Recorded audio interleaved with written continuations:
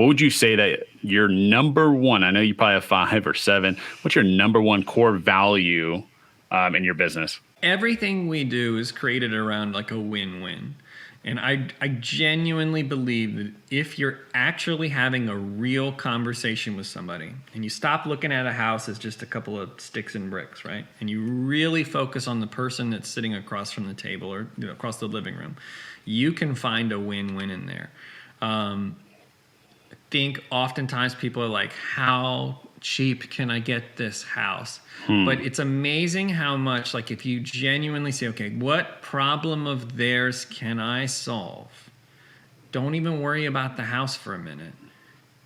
Life finds a way to work out. So if you take the focus off yourself for a second and really focus on how can I best help this person, everything falls in place. And I think that's the thing we focus on every single day, anytime we're talking to a seller.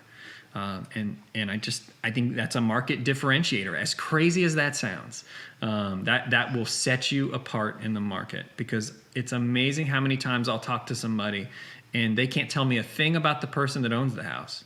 They can tell me every last detail: how many bedrooms, bathrooms, square feet, what year it was built, who made it, how old the water heater is. I'm like, I don't care about any of that stuff. Those are details that we'll need to know at some point.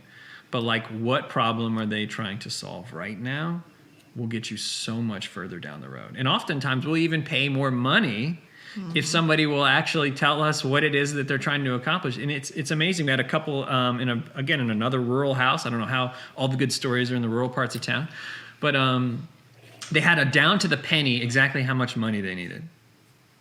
And we were like, okay. And they could tell us exactly why they needed it too. Very specific goals. Well, gosh darn it, if we didn't try to find a way to get them that exact amount of money. And we did. And because they let their walls down, because we focus on creating win-win scenarios, they got exactly what they wanted. And they just the other day, they sent us the sweetest note ever about having found the exact place that they talked about, bought the exact lot they were speaking about, and then they'd like to have us over for dinner. That's awesome. I'm glad you share that. I think that's always a good reminder for all of us, is to always think about the other individual and how can you actually serve them. Yeah. So no, thanks for sharing that. Let me ask you this. What is the one myth about real estate that you would like to debunk right now? Oh, gosh. I wouldn't necessarily say it's a myth so much. It is things that I hear all the time that just don't make any sense in practice.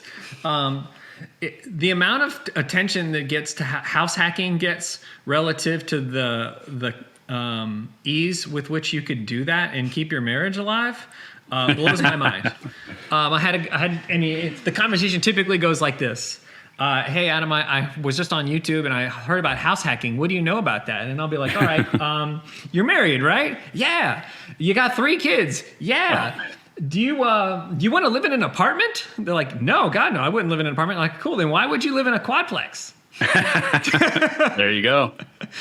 Money aside, right? It's just like, it's the practicality of doing things. I think it's one of those, I think YouTube will get you excited about things that doesn't necessarily show up every day in real estate. Sub-2 is a big one. Yeah. We have sub-2s. We have one under contract right now. So like, I love sub-2s, but like, is that something that shows up every day? Absolutely not. And the other part that we talk about a lot, but I guess I just don't hear it a whole bunch, is marketing drives results. And here's what I mean by that. Amen. When all we were doing was mail, typically mail is high equity, absentee owned, blah, blah, blah, blah, blah. Yeah. Those aren't sub-2 conversations. Those are wholesale conversations. Yeah. So for the first year when we were doing all mail, we never had a subject to conversation because the marketing was driving the conversation that inevitably would occur.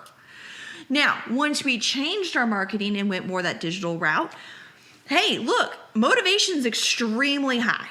When you have the right one, motivation's extremely high. But equity is all over the place. Yeah. So now all of a sudden, magically, these sub-2 conversations are happening because of the style of marketing we're doing.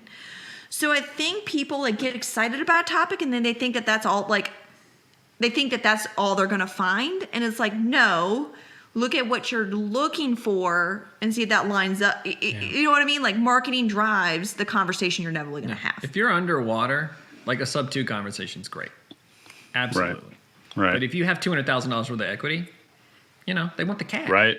Yeah. And so when we're talking about going back and creating that win-win, you can't just walk in there having a sub-2 conversation with every single person because they're going to look at you like you're a three-headed monster. Like, where's the cash? Where's the cash, though? There it is. Is their concern. Yeah. Yeah. So just stuff like that. I wouldn't necessarily call them myths so much as I would just like. You see people getting excited about stuff that's not applicable. Right. Yeah, either that or just like not necessarily as often, doesn't necessarily occur in the market as often as they think it does. So maybe create a more well-rounded business versus something that's specifically driven by one exit strategy. Anytime somebody has one exit strategy and that's the only thing they're thinking about, I'm like, then you're not listening.